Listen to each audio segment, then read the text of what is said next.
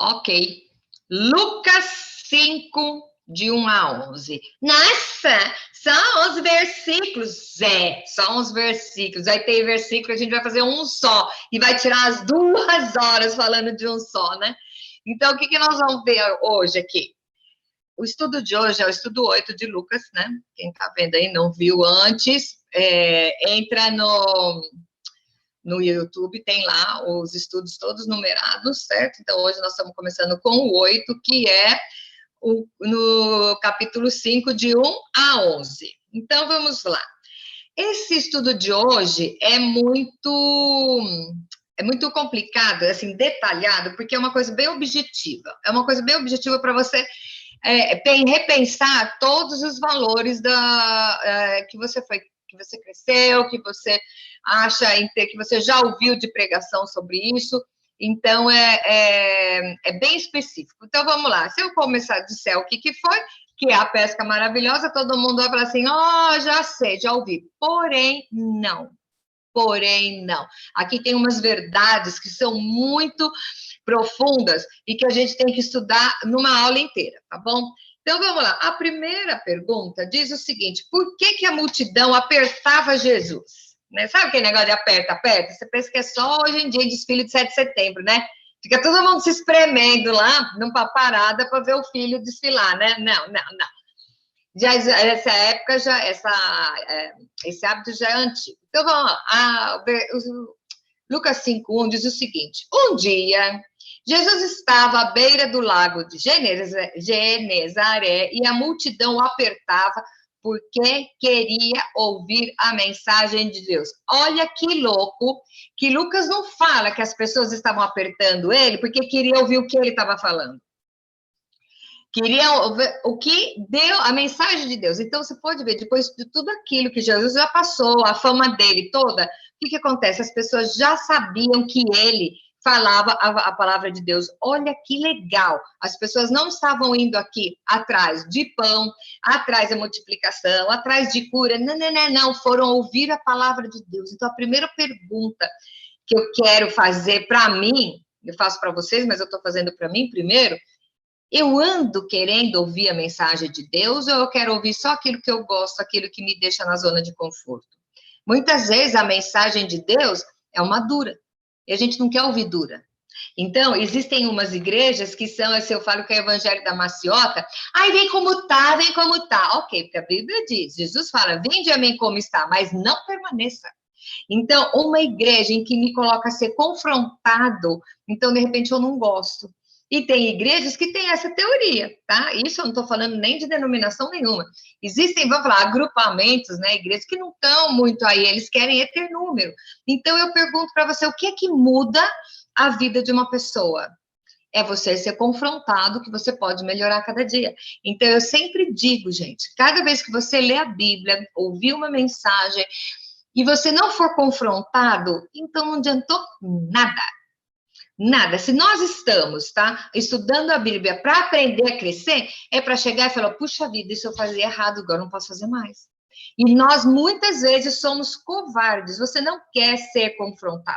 Então, a multidão apertava Jesus porque queria ouvir a mensagem de Deus. Então, primeira coisa para a nossa vida, a gente já podia parar aqui. Mas a primeira coisa, assim, eu estou disposta a ouvir a mensagem de Deus?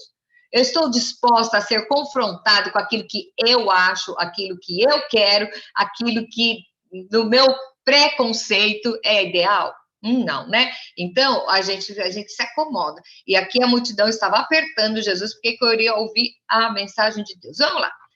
E aí, aqui vem. Pergunta 2. Por que os barcos estavam sozinhos? Então, ele viu 2 barcos parados junto à praia e os pescadores tinham saído e estavam a lavar as redes. Por que os barcos estavam abandonados? Porque eles tinham, nós conhecemos essa história, todo mundo conhece essa história, quem não conhece vai pegar de cadeirinha. Eles se pescam à noite, eles saíram para pescar a noite inteira e não pegaram nenhum peixe. Então, de manhã, eles colocaram os barcos e foram lavar as redes, tá? Para deixar pronta para a noite próxima, tá bom? Ok.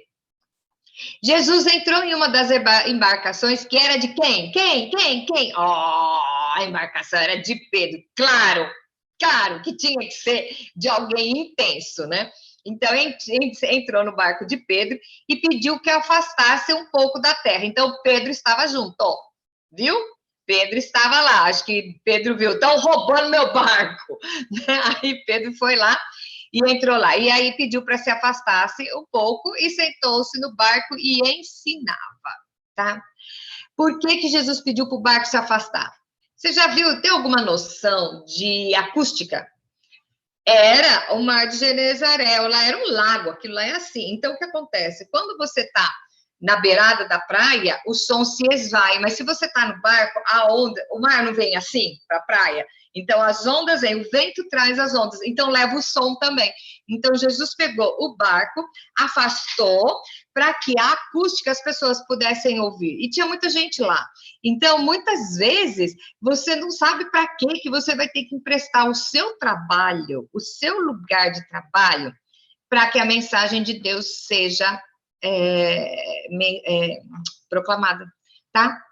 E aí, o que acontece? Aí Jesus foi, pregou, ensinava a multidão, e ficou ensinando a multidão lá. Eu acho que o Pedro olhando, falando, ok, né, tá bom.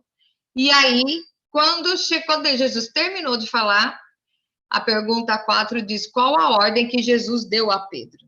De versículo 4 diz o seguinte, quando acabou de falar, disse a Simão, leva o barco para a parte mais funda do lago com os teus companheiros e lança a rede. Acho que Pedro pensou assim, meu filho, você pode entender das letras aí, você entende de falar, mas quem entende peixe sou eu. Eu que sei agora, mestre. Não, né? Jesus mandou ele fazer o impossível. Ele sabia que de manhã não se pega peixe, mas Jesus mandou. Aí ele falou, o cara, além de tudo, é doido. Usa o meu barco para falar para um monte de gente, e ele ficou escutando, que ele estava perto. E acho que devia ser curioso. Gente, Pedro devia ser ótimo.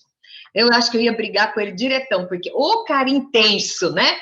Mas é isso aí, intenso, exatamente por isso que ele viveu o extraordinário, né? Aí ele falou, e joga as redes. Aí qual a resposta qual é a consequência da obediência? Vamos lá. Simão respondeu, mestre, já foi educado, né? O cara estava ensinando, mestre.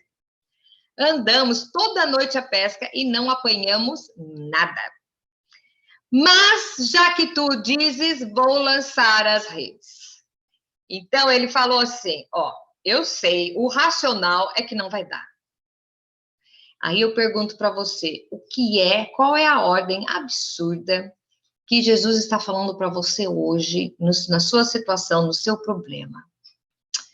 E a ordem e a resposta racional é, não tem jeito. Não vai dar. Profundo isso, né? Todas nós temos umas questões. E, assim, acho que todos, a qualquer instante, está num momento que você quer alguma coisa que, de repente, é impossível. Eu não sei qual que é a sua, eu sei qual que é a minha. E se eu disser para você que é só uma, eu estou mentindo também, porque não é. E aí, o que acontece? Ele obedeceu o que Jesus falou e ele declarou, isso é impossível, mas... já que tu dizes, eu vou fazer. Não sei se vocês lembram, nós vamos estudar depois, nós já estudamos nos outros evangelhos, quando Jesus Pedro está no barco, né, e ele pisou e todo mundo fala que ele andou sobre as águas, Pedro não andou sobre as águas, Pedro andou sobre a palavra. Então ele falou, é absurdo, mas eu vou. Então o cara acho que era meio detraquê, né, detraquê meio louquinho, assim. E ele obedeceu. E aí a pergunta 6, né, qual foi a consequência da obediência? Deitaram as redes na água e apanharam tanto peixe que eles ficaram quase a arrebentar, tá? Quando você empresta o seu local de trabalho, mesmo que ele esteja sendo infrutífero, para que a mensagem de Deus seja proclamada, se prepara para ver o sobrenatural. E eu tenho isso comigo de minha experiência viva, tá? Quem não sabe, eu sou cabeleireira, eu tenho o meu salão e muitas vezes eu sempre tive uma caixa de lenço. No Brasil, meu salão era maior, eu tinha uma salinha assim, que era um escritório, tinha uma bíblia e uma caixa de lenço, porque de vez em quando eu precisava levar alguém para lá. E até hoje as pessoas sentam na minha cadeira e eu não sei falar de outra coisa. Não sei falar de outra coisa, porque eu aprendi esse princípio. Usa o teu trabalho para proclamar a mensagem do Senhor, que o impossível pode acontecer. Na época da pandemia, onde todos os meus colegas fecharam, eu acho que eu faturei mais do que no mesmo mês do ano passado, que não tinha pandemia. Como? Não sei, filho. Não sei, é a matemática de Deus. Então, é aquela história de você acreditar, não nas circunstâncias, acreditar em quem está mandando, certo? Aqui Pedro nem estava, Pedro nem conhecia Jesus direito, tá? E ele mesmo assim, eu acho que o Espírito deu uma chacoalhada e falou, vai que esse cara é quente, e ele obedeceu. E aí, o que acontece? Ele foi no impossível, no sobrenatural, obedecer. Se você vê, o que aconteceu com Noé? Nunca tinha chovido na terra. Nunca tinha chovido, ninguém nem sabia o que era chuva. Diz que uma bruma descia, devia ser um orvalho, né? Sabe como uma noite que orvalha bastante, de manhã tá tudo molhado? A chuva devia ser uma coisa aquilo, porque não tinha chuva. E Deus falou, faz um barco.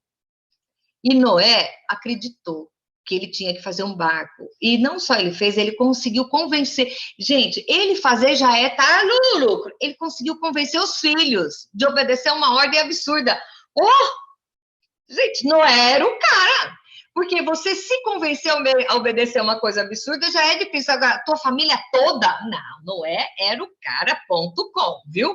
E aí, nós vemos o que aconteceu. Então, às vezes, Deus te manda fazer uma coisa que parece absurda. O que Deus falou para Abraão? Essa é demais, essa é demais. E assim, Deus prometeu para Abraão que se fosse para Sara não ia funcionar, tá? Imagina. Abraão nem contou para Sara onde que ia, porque se contasse, vocês acham que ela ia deixar subir o Isaac? Não, meu menino não. E, no entanto, o que é? Deus tinha o sobrenatural correspondente com a obediência. Então, o que acontece? Pedro obedeceu e falou, isso não funciona, mas, de acordo com a tua palavra, eu vou jogar lá. Bom, e aí vamos à pergunta 7. A bênção atingiu somente Pedro, porque ele era dono do barco? Não. Então, nós vamos ver os 7. Fizeram, então, sinais aos companheiros que estavam no outro barco para irem ajudar. Irem ajudar o quê? A pegar a quantidade de peixe. Eles foram, encheram os 2 barcos com tanto peixe que quase se afundavam. Quando você entrega o seu local de trabalho à disposição da palavra de Deus ser proclamada, a bênção vem no teu trabalho e atinge quem está ao redor. Por quê? Lá todo mundo era pescador. Esses peixes serviu para até os outros barcos. Os outros barcos emprestaram? Não. Eles foram chamados para ajudar a recolher a quantidade de peixe. E aquelas cidades viviam da pesca. Então, só essa pesca garantiu o sustento daquela aldeia, vila, bairro, sei lá como é que chama, por muito tempo, porque era muito peixe. Era muito peixe. E o grande barato agora é o seguinte, vamos ver a pergunta 8. Qual o sentimento de Pedro nessa hora? A hora que ele viu isso, versículo 8 diz o seguinte, quando Simão Pedro viu aquilo, ajoelhou-se aos pés de Jesus e disse, afasta-te de mim, Senhor, porque eu sou pecador. Naquele momento, ele reconheceu a divindade de Jesus, porque era uma coisa impossível. E ele reconheceu. Quantas vezes nós só reconhecemos o domínio, a presença do Senhor, só depois de um milagre.